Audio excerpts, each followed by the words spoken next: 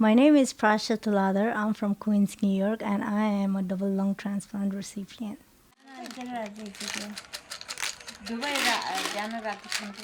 When I was in school, I was diagnosed with scleroderma in 2011.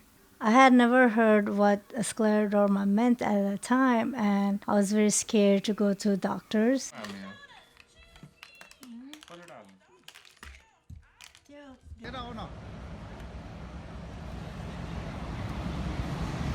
Cannot give it to you because this is the only one we have left. When I was 25 in 2013, I got pregnant, and at that time, it was a very high risk pregnancy, and they told me to abort the baby, and which I did not.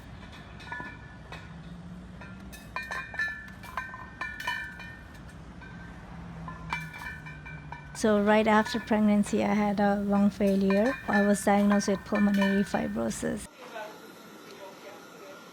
I was sent to Columbia Presbyterian for the lung transplant evaluation. It took me around like 18 months just to get in the list for double lung transplant. During that time, I was rejected twice because I was a very high risk patient, and I was told that I was not a good candidate to receive a life-saving transplant. Medications are usually important for treatment and prevention. So I had to follow like very strict protocols. They told me to lose weight, they told me to go to rehab, and I followed all of the instruction given. Finally, I was put on the list in 2014 December, and that was like the best Christmas gift ever. So in 2016, I received my double lung transplant in February, and I woke up on February 14, 2016. I have to say almost like 3 years to receive lungs in New York State, which is like a very long time compared to other states. Oh, don't leave me. Ninja. White ninja.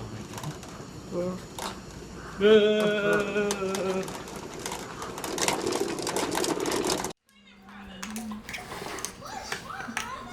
A person every 18 hours dies in New York State waiting for lungs, and I was one among them at that time. Waiting for any organ in New York State is very difficult and very uncertain because not many people are registered as an organ donors. Not many people they have idea of benefit of being an organ donor in New York State.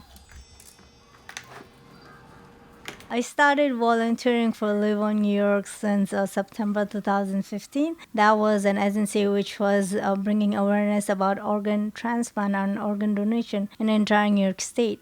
Thanks. Bye. Every single donor can potentially save as many as 8 lives. People need to understand what great good can come out of donation, and we need to dispel myths about donation. For example, when you go to a hospital, the hospital team provides care for you. They're not thinking about donation, they're thinking about you. They fully care for you, and it is only when it is clear that there is futility in your care that Live on New York or the relevant organ procurement organization is involved. I got a chance to go to Albany, the Capitol Hill of New York State, with Live on New York.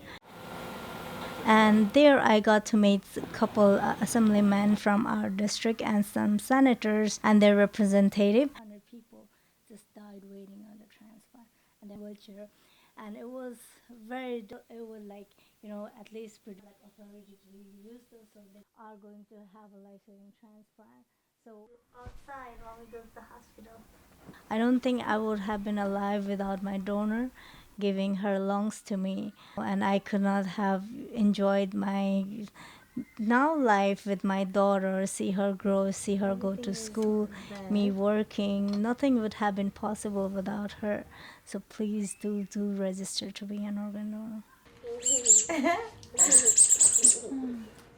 Come sit here.